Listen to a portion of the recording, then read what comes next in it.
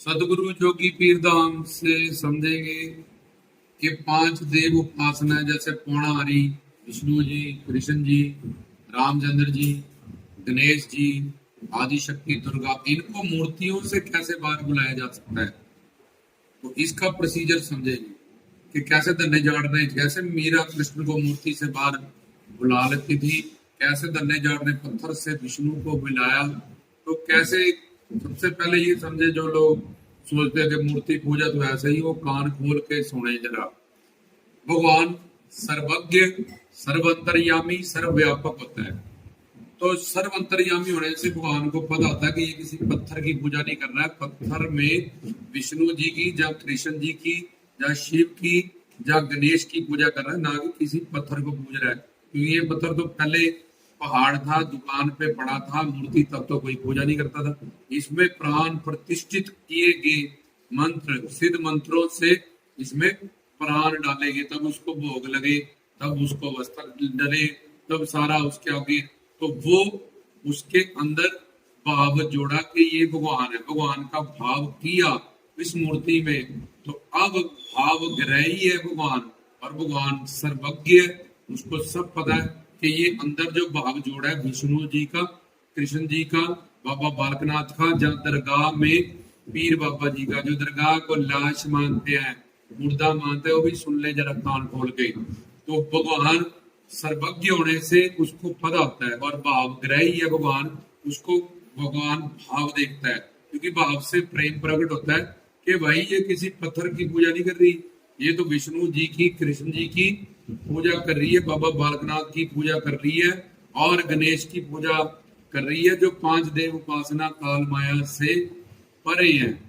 दूसरा, भगवान सर्वव्यापक है, अपनी बनाई हुई हर चीज में। नरसिंह भगवान पत्थर के खंभे से निकले, और भगवान जब द्रौपदी पे संकट आया, आकाश से निकले, अंबरी अवतार उन्होंने लिया।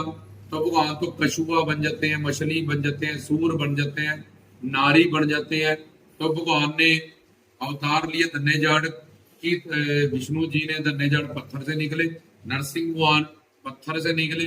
इसलिए भगवान ने जो भी बनाया उसको कर्ता पुरख इसलिए कहते हैं।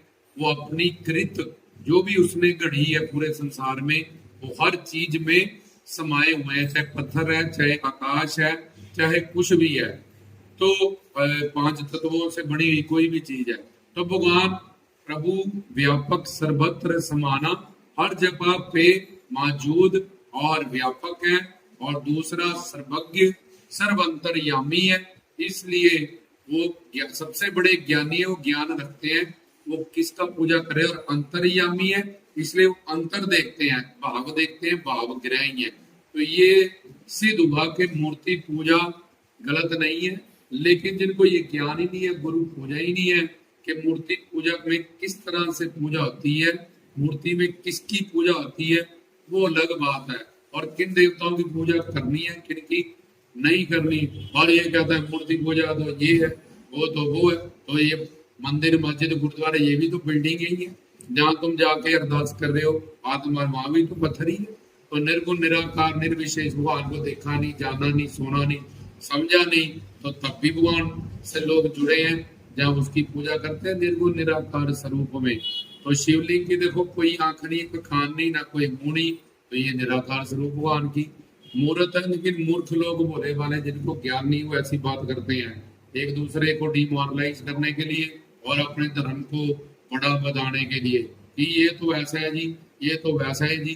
तो इसलिए इन बातों को क्लियर करना जरूरी है। तो ये मूर्ति पूजा यहाँ सही होगा कि कैसे मूर्ति पूजा सही है। सर्वज्ञ, सर्वंतर्यामी, सर्वव्यापक शक्ति के कारण भगवान मूर्ति से अपनी मूर्त की पूजा कबूल करता है, कृपा करता है, रहम करता है। उसने निकल निकल के दिखाया खंभों से, पत्थरों से, कि मैं हर जगह पे हूँ। तो दूसरी बात, अब वो मूर्ति से बाहर कैसे आएंगे, इसके लिए पहले पूर्ण गुरु बनाना पड़ेगा। नहीं तो आपको कोई कह देंगे मूर्ति पूजा करता है, ये तो भूत प्रस्ती है। इस्लाम वाले कह देंगे, मानने वाले, या कोई और धर्म वाले कह देंगे मूर्तियों की पूजा तो वर्जित है, बताया नहीं गया। उन देवताओं की पूजा को रोका गया। मूर्ति को पत्थर समझ के मत पूजो, प्राण प्रतिष्ठित है, ये सब सारा ज्ञान गुरु से जान के फिर पूजो ओरिजिनल कि ये मूर्ति है, प्राण प्रतिष्ठित है, इसके सामने झूठ नहीं बोलना, इसके सामने निंदा चुगली नहीं करनी, इसके सामने साक्षात जैसे मैं इनका भाव जोड़ा कृष्ण जी है, रामचंद्र जी है, दुर्गा जी है, इस तरह से भोग लगाती हूँ, वस्त्र डालती हूँ, सारा कुछ करती हूँ, क्योंकि ये प्रधान प्रतिष्ठा हाजर नाजर देखते हैं। ये नहीं कि जब भोग लगाए पता नहीं मूर्ति है, अब कौन सा कोई देख रहा है, निंदा करो चुगली करो, क्या लोड़ है कुछ करने की, मूर्ति है तो है, देखो तुम अब या ऐसे समझोगे तो पत्थर हो जाएंगे तुम्हारे लिए, फिर पत्थर का ही फल देंगे वो। तो अब सर्वज्ञ सर्वंतर्यामी पूर्ण गुरु चाहिए, वो पहले श्रद्धा चाहिए कि मैंने दर्शन करना, इनको बुलाना है, इसमें से बाबा जी को या माता रानी को या कृष्ण जी को या विष्णु जी को, श्रद्धा मतलब विश्वास अपने कल्याण की वो, और पूर्ण गुरु चाहिए। जब गुरु ही कच्चा पकड़ा हुआ है तो फिर क्या हुआ, जैसे तुम अंधे हो गुरु भी अंधा, फिर कुछ नहीं होगा आगे। आगे सत्संग कि उनका प्रवचन कीर्तन सत्संग तत्व ज्ञान मिले, अनर्थ निवृत्ति जिससे तुम्हारी साधना खराब होती है, निंदा चुगली परदोष उल्टे सीधे काम जो भी तुम करते हो, क्योंकि प्लस करोगे तभी आगे बढ़ाओगे, प्लस किया माइनस किया, प्लस किया माइनस किया, एक कपड़े को साफ पानी से गंदे पानी से, साफ पानी से गंदे पानी से एक कदम आगे चले तो वहीं के वहीं खड़े रहो। तो उन अनर्थ निवृत्तियों को निकालना पड़ेगा। उसके बाद निष्ठा, जैसे ही अनर्थ निकल जाएंगे, वो जो श्रद्धा थी शुरू में डामाडोल मूड ऑफ, जहाँ अपनी जब माया घूम जाती है रजतम सतगी, तब गुरु के खिलाफ ही हम सोचने लगते हैं, बोलने लगते हैं, कहने लगते हैं क्या कुछ नहीं है जी, ये है जी, फलान है जी, मुझे नहीं भरोसा जी, मेरा तो दिल है, ये होता है जी, ये अपनी माया के कारण होता है। तो यहाँ जब अनर्थ निवृत्तियां निकल जाएगी तो ये श्रद्धा निष्ठा में बदल जाएगी, अब अटूट विश्वास में, जैसे कि धन्य जाट का था, जैसे कि मीरा का था, भाई लैना जी का था, इस तरह से। क्यों?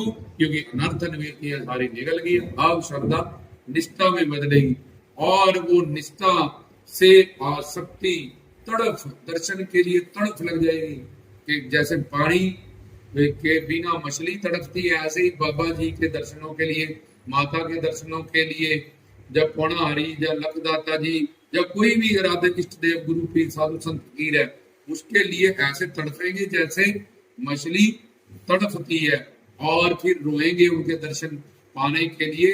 उनके बिना एक पल भी हमें ऐसा लगेगा कि साल बीत गया भाई, युग बीत गया उनसे बिछड़े हुए, आंखों से अखंड जो नदियां अश्रु की वो बीतेगी कि मैं अपने परमात्मा से, बाबा जी से कितना दूर हो गया और कैसे भटक रहा हूँ 84 लाख योनियों में। और तीसरी बात कि दर्शन की तड़प लग जाएगी। अब ये आसक्ति, आसक्ति से रुचि, इंटरेस्ट, अब एक इंटरेस्ट है बस, बाबा जी का दर्शन पाना, और उस रुचि में से भाव ओरिजिनल वाला, प्योर वाला, बाबा जी हाँ अब ये दर्शन की अभिलाषा इसकी बिल्कुल सच्ची है, प्योर है, पाक है, और उस भाव से फिर प्रेम प्रकट होगा, और प्रेम में वश में है भगवान, तो माता रानी सामने आएगी, विष्णु भगवान सामने आएंगे, कृष्ण जी सामने आएंगे, और पौणाहारी सामने आएंगे, और उनका ओरिजिनल वाला दर्शन होगा। जैसे घर परिवार से तुम बातें करते हो, ऐसे ही उनसे भी बात कर पाओगे, उनको देख पाओगे, जो भी तुम्हारा भाव उनके प्रति है वैसे ही मोहब्बत तुम्हें हासिल होगी। तो ये वो प्रोसीजर था, पहले मूर्ति पूजा शॉर्ट में समझाया, और किस तरह से दर्शन दीदार होगा, और एक अखंड के बाद से सिर मार लो तो बाबा जी आ गए। तो ऐसे दर्शन तो लाखों करोड़ों रोज ही हो रहे हैं, उसका 0/100 वैल्यू है, ऊपर दंड मिलेगा अलग से। एसएचओ की वर्दी पहन के, एसएचओ कोई है, वर्दी पहन के कोई चलान करता जा रहा है, कितनी देर तक बढ़ा जाए। तो इसलिए जो लोग ऐसे पाखंड में पड़े हैं, झूठ भरे वडंबर में, वो सुधर जाए, कोई अच्छा गुरु बनाए, बोले वाले हैं। काल माया ने उनको भड़का दिया, खुद भी सही ज्ञान धर्म के ठेकेदार बड़े हैं, तो खुद भी सही ज्ञान प्राप्त करें और लोगों को भी सही ज्ञान दे। वो आस करके, उम्मीद करके तुम्हारे पास आते हैं, ना कि तुम और झूठ में फंसा दो, पाखंड में फंसा दो, प्रेम में। औरतें भी लगी हुई आजकल इस काम में, मर्दों को तो छोड़, सुने बाबा बालकनाथ आ रहे हैं, जिनको पार्वती छू नहीं सकती है, जिनके शरीर में दूध लिखा है। तो दुनिया वालों ये काम ना करो, बाप देवी देवताओं का नाम बदनाम ना करो, साधना करो, और दर्शन पाओ ओरिजिनल वाले को बार बताओ। डुप्लीकेट तो डुप्लीकेट ही होता है, शाहरुख खान का भी बना हुआ, अमिताभ बच्चन का भी बना हुआ। ओरिजिनल चीज की पूजा करो, साधना करो, सही गुरु पकड़ो और जो चाहो मानो मान हो जाओ, निहाल हो जाओ रामदास की तरफ से।